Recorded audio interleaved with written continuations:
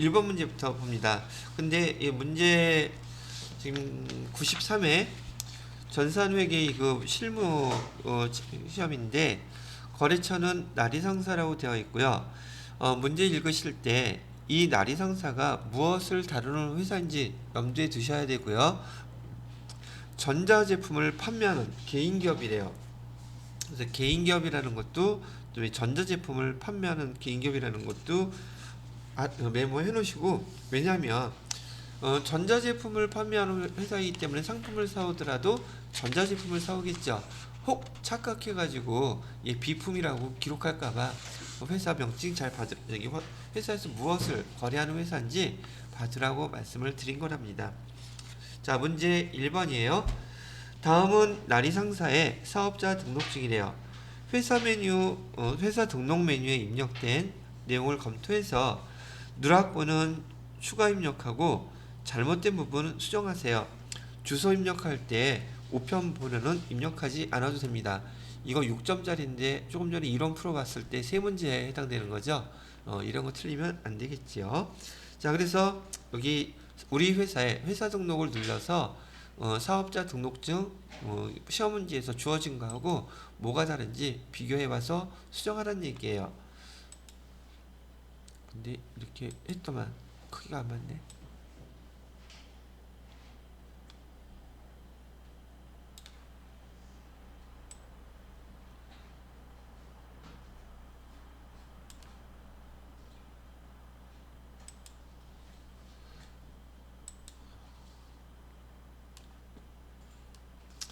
자, 그래서 나리상사에 대한 자료를 갖다가 보니까 하나씩 맞춰볼까요? 10기라는 거 다른 거 손댈 필요 없을 것 같고, 우선 사업자 등록번호는 135274037 이상 없고요. 자, 그다음에 회사 이름은 나리상사 등록이 되어 있고요. 그다음에 첫째 대표자 나은혜 얘도 맞고요. 그다음에 기업 연월일 2012년 3월 20일 얘도 맞네요. 주소도 서울시 관악구 과천대로 855. 여기 다르죠? 이거 고쳐야겠네요. 과천대로 951이 아니라 두 번 클릭해서 855라고 되어 있어요. 여기다가 855. 보통 우리 주소 입력하다 보니까 그 가로친 거는 그 밑에 표시가 되더라고요. 여러분 가로된 거는 여기다가 남현동이라고 이렇게 남현동이라고 써 이렇게 수정을 해서 입력해 주시면 되겠습니다. 자, 그런 다음에 거기 업태 보면은 업태 도소매 되어 있고요. 종목 지금 문구로 되어 있죠. 여기 전자제품으로 바꿔주세요. 전자제품 이렇게 바꿔주시고요. 주업종 코드라는 거 거기 나타낸 거 뭐 없네요. 손댈 필요 없고요. 그 다음에 주로 여기 밑으로 내려가시면 사업장 관할 세무서라고 되어 있는데, 사업장 관할 세무서는 이 사업자 등록증을 발급해 준 세무서를 얘기하거든요. 얘는 수원이 아니라 지금 어디라고 되어 있어요? 관악이라고 되어 있죠. 여기다 그냥 그래서 F2 눌러 가셔가지고 F2 눌러서 관악 띵 바꿔주면 끝났어요. 자, 그래서 지금 첫 번째 우리 회사의 사업자 등록증이 수정될 거, 그다음에 입력해야 될 거 이렇게 정상 정리를 해 주셨으면 첫 번째 문제는 통과. 다음 두 번째 문제 볼게요. 두 번째 문제는 전기분 재무상태표, 재무제표 입력이죠. 그래서 두 번째에서는 손익계산서가 나와 있네요. 문제 한번 먼저 읽어볼게요. 다음은 나리상사의 정기분 손익계산서이다. 입력되어 있는 자료를 검토해서 오류 부분은 정정하고 누락된 부분은 추가 입력하세요. 알으셔야 될 것은 거기 지금 당기 순이익이 1680만 원이 나와야 된다는 얘기예요. 똑같이 자, 클릭해 보시게 되면 지금 여기 당기 순이익 보니까 사이즈가 조정이 안 되네.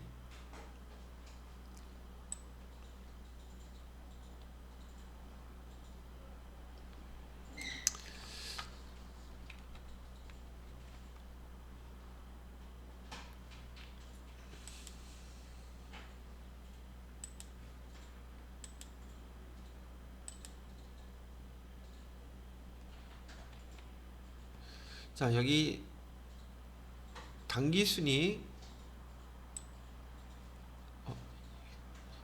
당기순이익이 1918만원 좀 다르게 나와 있죠. 그래서 얘를 갖다가 하나씩 맞춰보면서 입력을 할 거예요.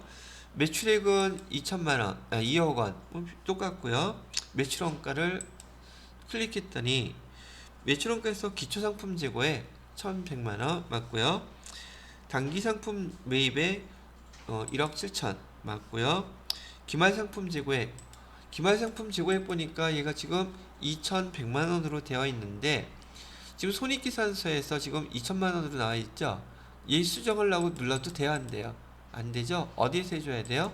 얘는 재무상태표에서 해주셔야 되죠. 그래서 얘는 잠깐 내리고 여기 정기분 재무상태표 눌러서 여기 지금 기말상품 재고액 상품이라고 쓴 거 이 금액을 뭘로 바꿔줘야 돼요? 2천. 근데 저기 수정하기 전에 재무상태표도 요 끝에 보니까 여기 지금 금액이 차액이 100만원 나 있죠. 그쵸? 뭐 이것도 틀렸던 거잖아. 그래서 우리 제대로 얘를 2,100만원 이렇게 수정을 해주게 되면 대차 차액 없어졌죠? 그죠? 이렇게 대차 차액 없어지고 그런 다음에 얘 나가시고 아까 손익계산서 다시 부르셔가지고 얘 상품 매출원가 다시 클릭해보면 기말상품 재고에 2,100만원으로 지금 수정됐죠? 됐어요? 자, 그 다음에 또 다른 거 계속 맞춰보시면 돼요. 얘 수정됐으니까. 자, 그 다음에 그러면 당기순이익도 밖에 있을 것이고요. 그 다음에 급여도 1,320만원 맞게끔 되어 있고요. 그 다음에 복리후생비 150만원, 그 다음에 여비교통비, 여비교통비도 틀려있네요.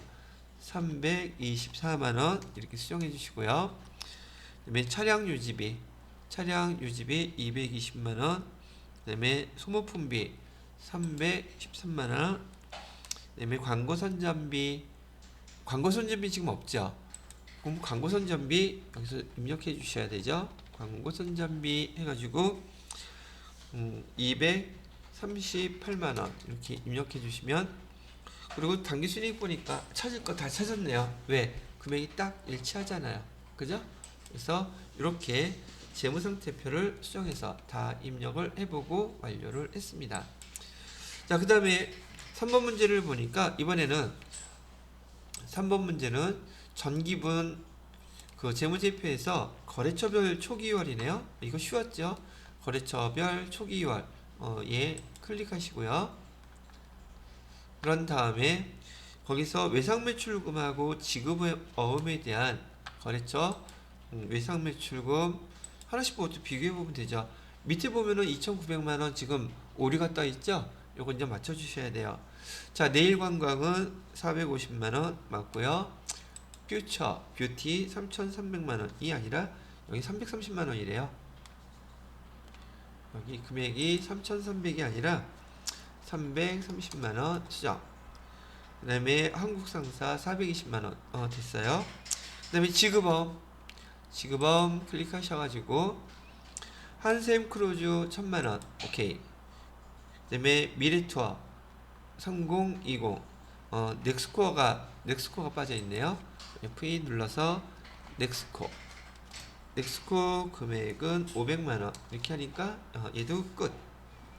이렇게 하면 얘도 6점짜리네요 지금 우리가 입력한 건 무려 3개 입력했는데 점수가 18점이에요 와, 엄청나게 큰 점수죠. 이거는 18점이라면.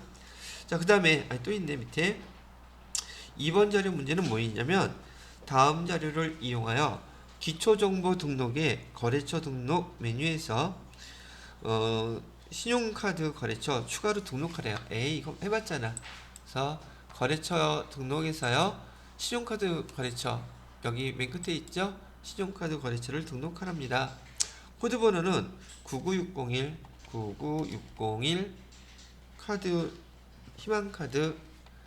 희망카드 입력해 주시고요. 예, 매입이겠죠?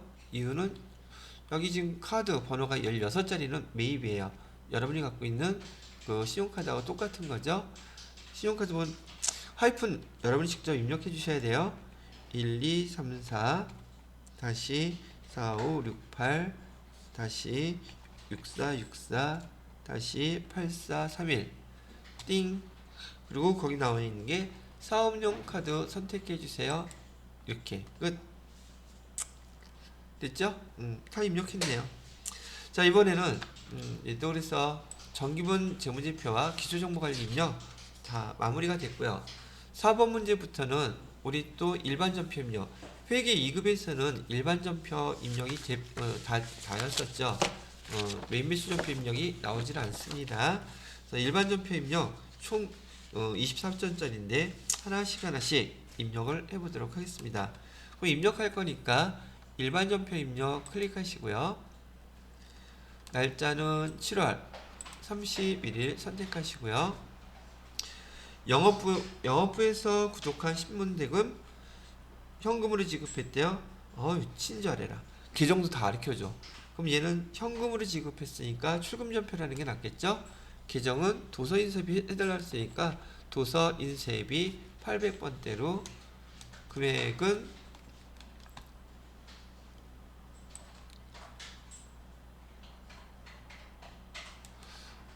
금액은 15,000원이라고 되어 있죠? 15,000원 이렇게 하면 됐네요.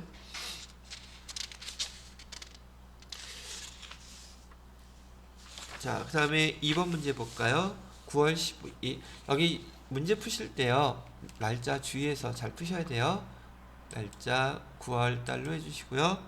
12일 변경해 주시고 본사 건물에 엘리베이터 설치하고요. 1,300만원 넥스코에 2개월 후에 지급하기로 하고 했다 그러네요. 자본적 지출로 처리해요.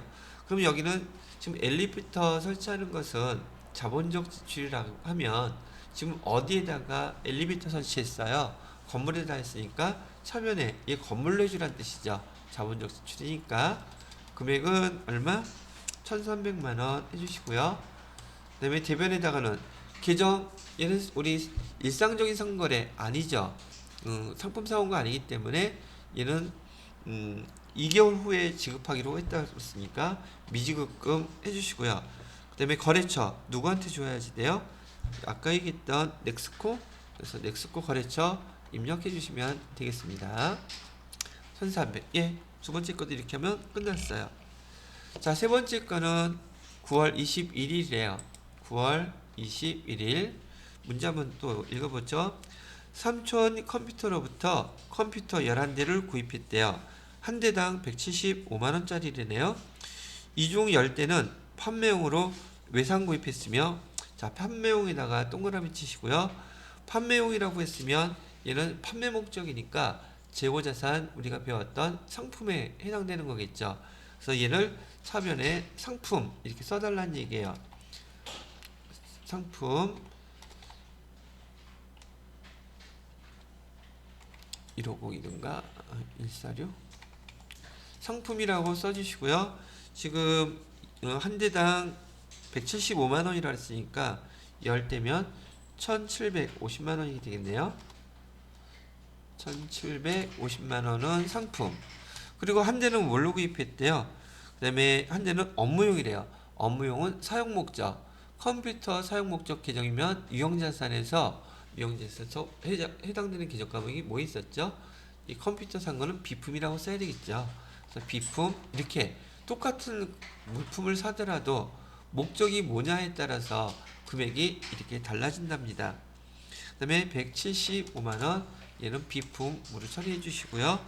자, 그 중에서 10대에 대해서는 외상 구입했으니까 얘는 외상 매입금으로 해야 되겠죠. 그래서 얘는 외상 매입금 거래처는 삼촌이라고 써야 되겠죠. 삼촌 컴퓨터에서 여기 1,750만원 해주시고요. 그 다음에 한 대에 대해서는 현금 결제를 했대요. 현금을 써주시면 되겠네요. 현금으로 175만원. 예, 이렇게 처리하시게 되면 여기 문제에서 요구하는 분기를 처리를 해 보신 거네요.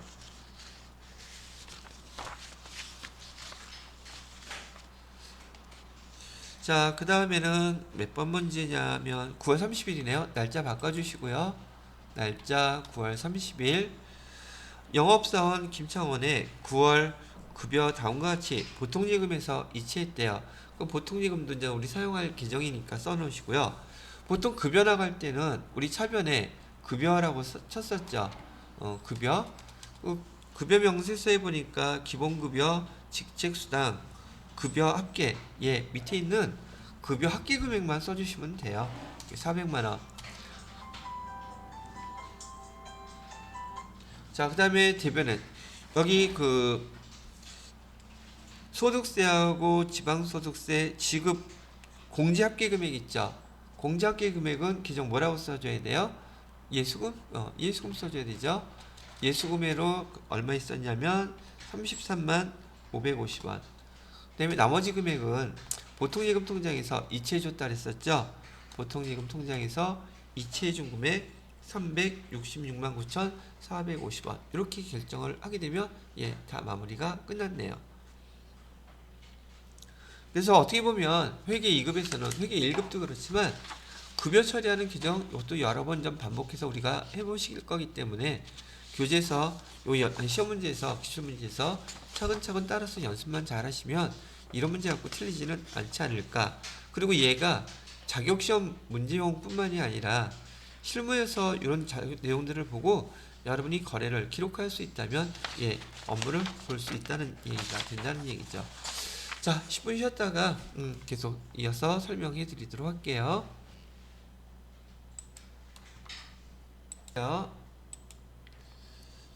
자, 그 다음에 몇 번 문제였나? 9월 30일 900까지 있죠? 자, 이번에는 5번 문제네요. 11월 6일 거 보겠습니다. 날짜 11월 6일 입력하시고요. 11월 6일.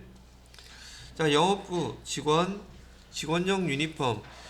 영업부 직원용 유니폼 그러면 이거 복리후생비구나. 직원들을 사용해서 제작하고서 신한카드로 결제했대요.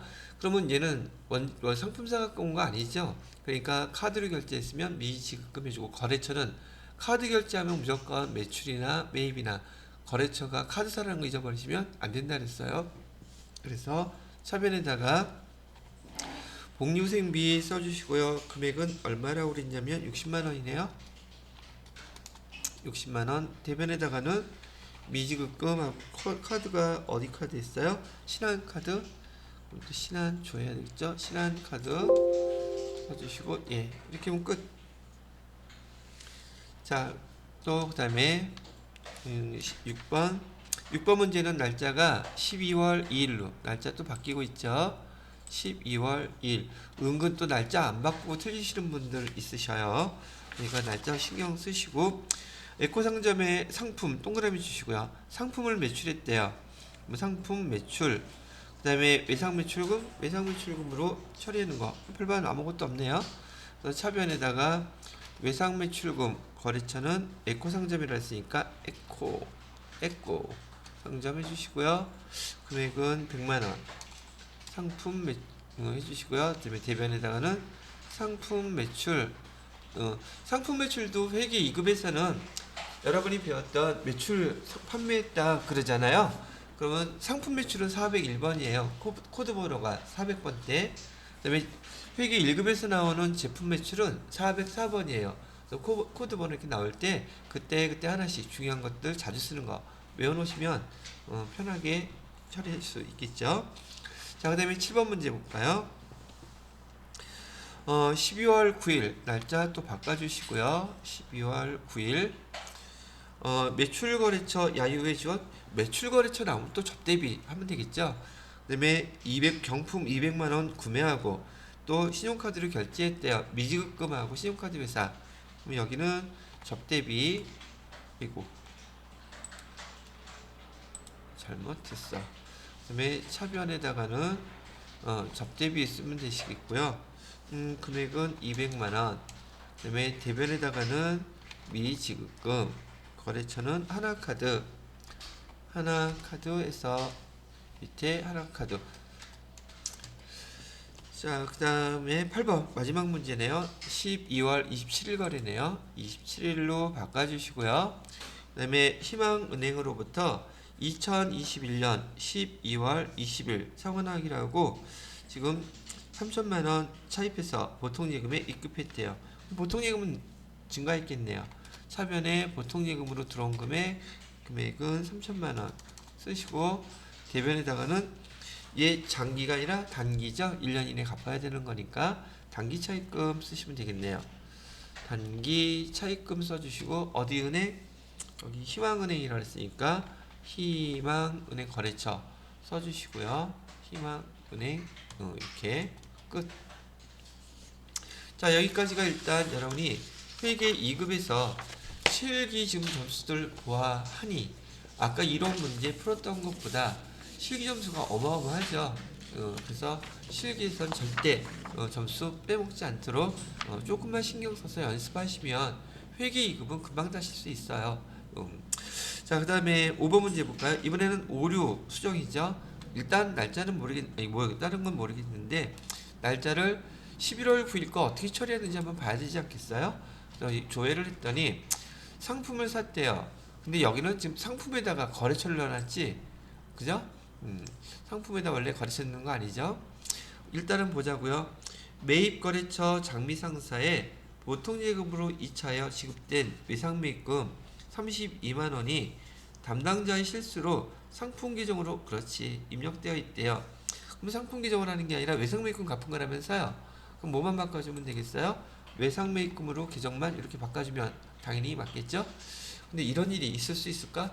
여러분들도 나중에 실무에서 일하시다 보면은 시험 문제 연습할 때도 마찬가지지만 계정 코드 실수로 틀리는 경우가 많이 있어요. 자, 그래서 저기 11월 9일 거 오류 수정 한번 해봤고요. 다음 페이지를 보시게 되면 11월 12일 거래가 있어요. 11월 10일 거래 보시고요. 접대비가 되어 있네. 볼까요?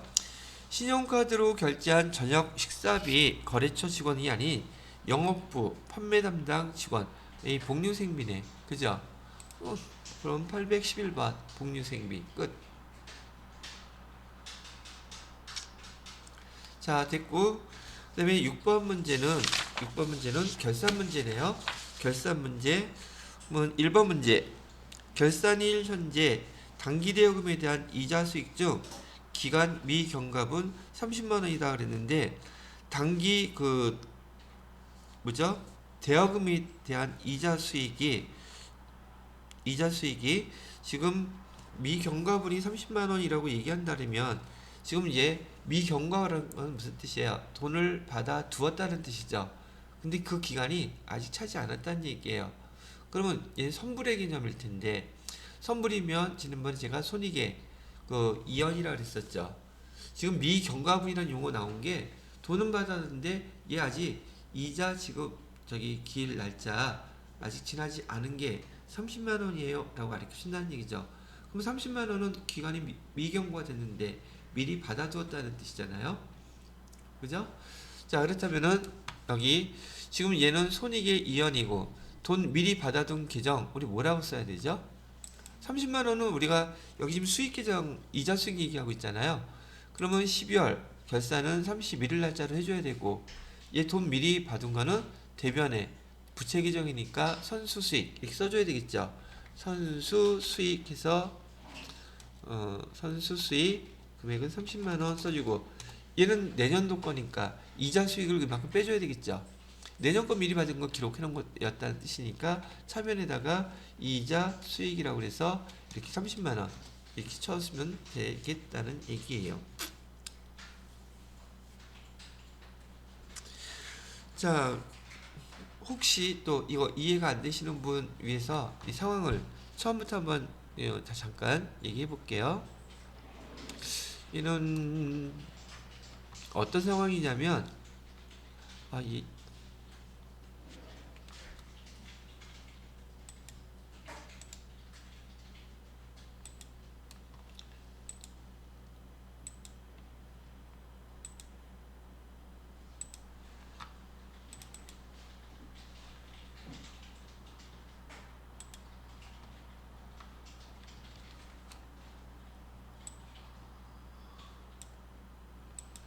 자, 여기 한번 보세요.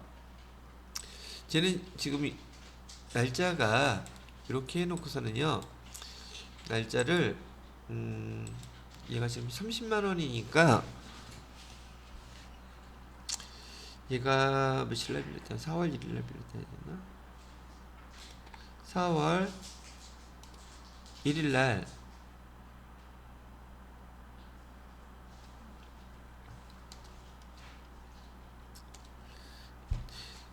단기 대여금 돈을 빌려주고 나서요 선이자를 먼저 받았다고 생각하시면 돼요.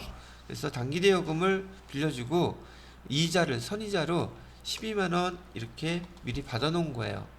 받아놓은 상태였었는데 지금 결산때가 돼가지고 여기 12월 31일이 됐어요. 그래서 12월 31일이 됐는데 우선 여기 단기대여금에 대한 이자 4월 1일 날 돈 받았을 때 현금으로 받았다고 가정할게요. 차변에 지금 현금 이렇게 받았다고 12만원 해놨었어요. 그럼 돈 이거 왜 받은 거야? 1년 동안 돈 물려줄 거에 대한 이자로 이자 수익 12만원 이렇게 받은 걸로 지금 표시를 해놨다는 얘기죠. 아 이거 120만원으로 해야 되는데 금액 공짜 나중에 하나 붙이세요. 자 그렇게 해놓고서는 지금 12월 31일이 됐어요. 이렇게 자 12월 31일 입장에서 보면은 지금 이자 수익이 한 달에 지금 만원꼴이죠. 만원꼴인데 우리가 지금 여기 기간이 지나간 거는 여기 기간 지나간 거는 총 9개월만큼만 지나갔죠.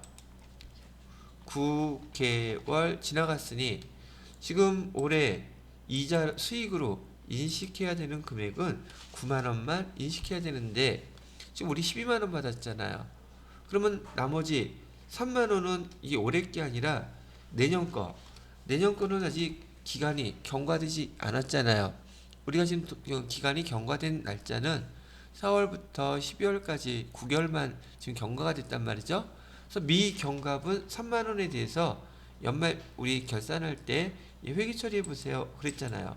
그러면 지금 우리가 얘기하는 이 차변에다가는 지금 이자 수익은 대변에 12만원 있었으니까 얘 9만원만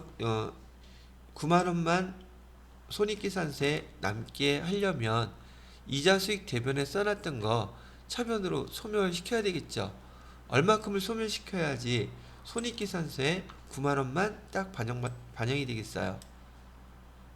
그러면 이자 수익 지금 다 있으면 안 되죠. 올해 거는 9만원만 있어야 돼요. 그럼 이자 수익해서 3만원을 소멸시켜 주는 거예요. 이렇게 소멸시켜주고 이 3만원은 내년 거 미리 받아둔 거잖아요. 그래서 선수 수익이라고 이렇게 해서 3만원 이렇게 쓰고 지금 제가 말 뜻을 이해시켜 드리려고 지금 기간이 미경과했지 아직 우리가 지금 3만원에 대해서는 이자를 받을 권리가 없어요. 근데 지금 받아갖고 12만원 다 받은 걸로 처리해 놨었는데 이 문제에서 미경갑은 30만원 있다고 얘기를 한 거예요. 저는 120만원으로 해야 되는데 공짜 하나 빼먹었어요. 그러니까 여러분이 이렇게 이해를 하시면 얘 손익이 이연계정이구나. 이런 거 갖다 우리 뭐라고 부른다고요? 시험 문제 빠지지 않고 나오잖아요. 손익의 이연계정 또는 손익의 예상. 요즘은 그 손익의 예상이라고 잘 안 쓰고요. 문제 교재 같은 데서는 손익의 발생 이런 용어도 쓰고 손익이 원래 수익과 비용의 뜻이라 그랬었잖아요.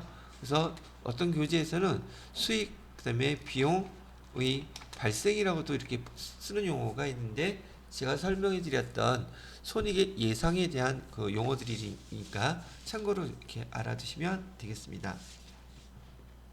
자, 두 번째 문제 볼게요.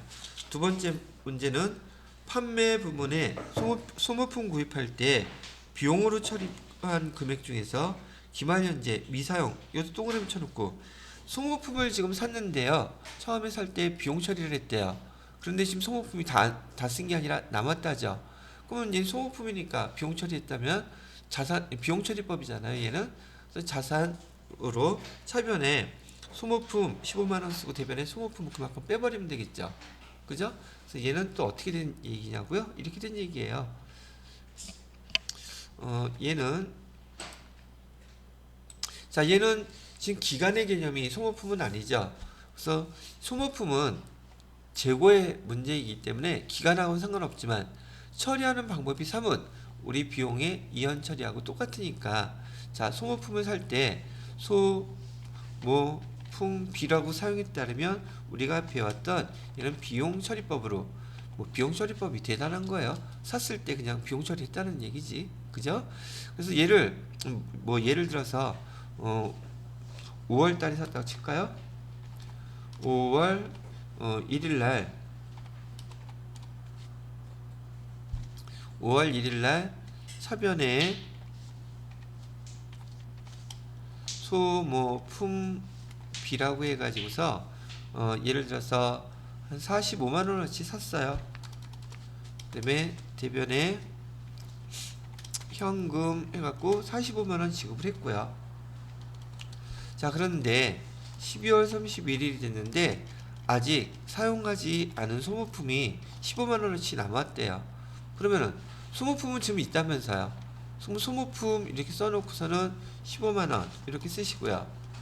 그다음에 대변에다가는 지금 소모품비 15만 원을 빼주면 되겠죠.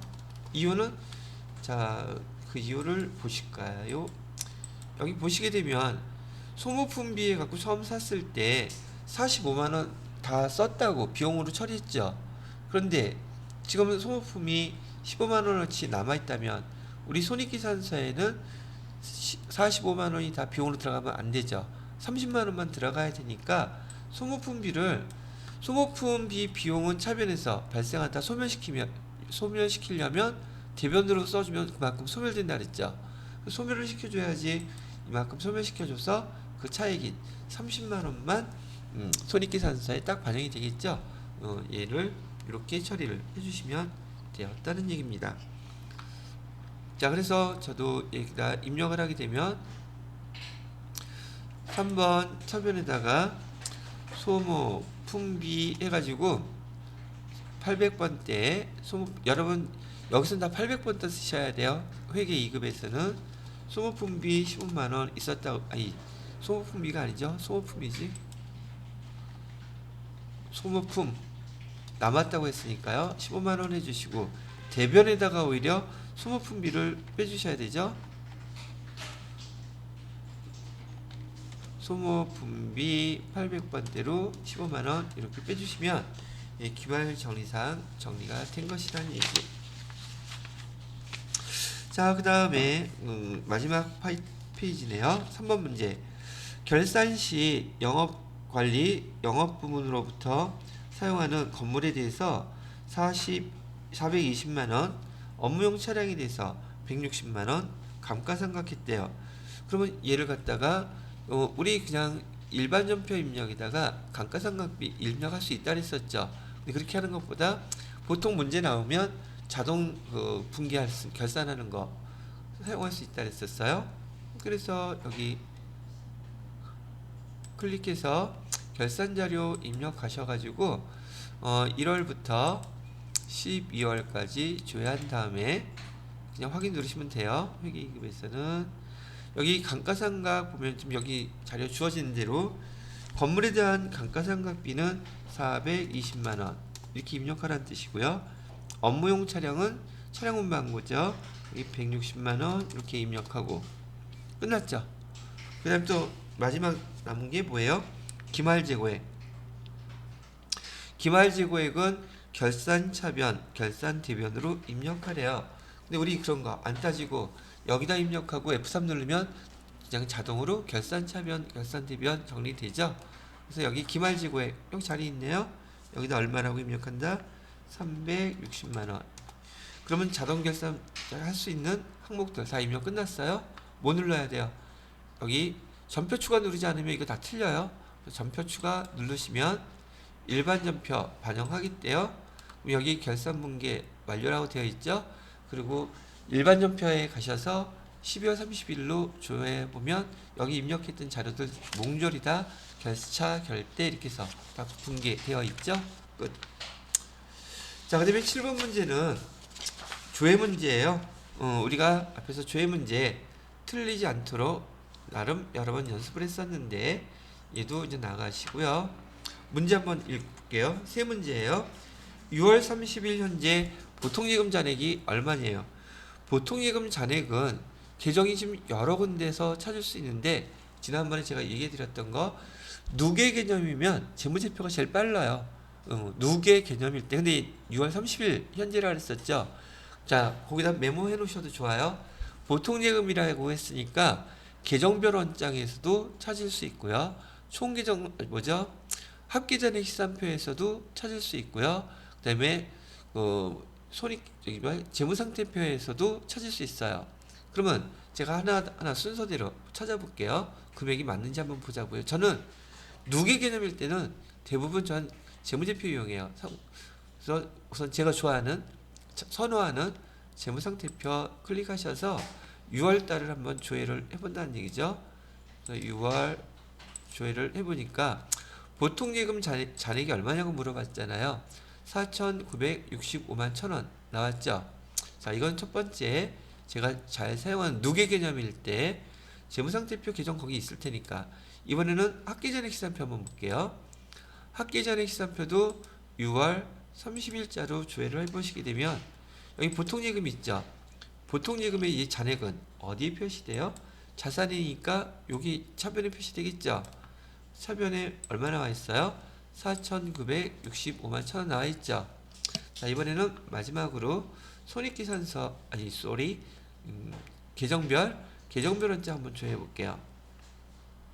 계정별 원장에서 누계 개념이니까 1월 1일부터 6월 30일까지 계정 과목은 보통예금이죠.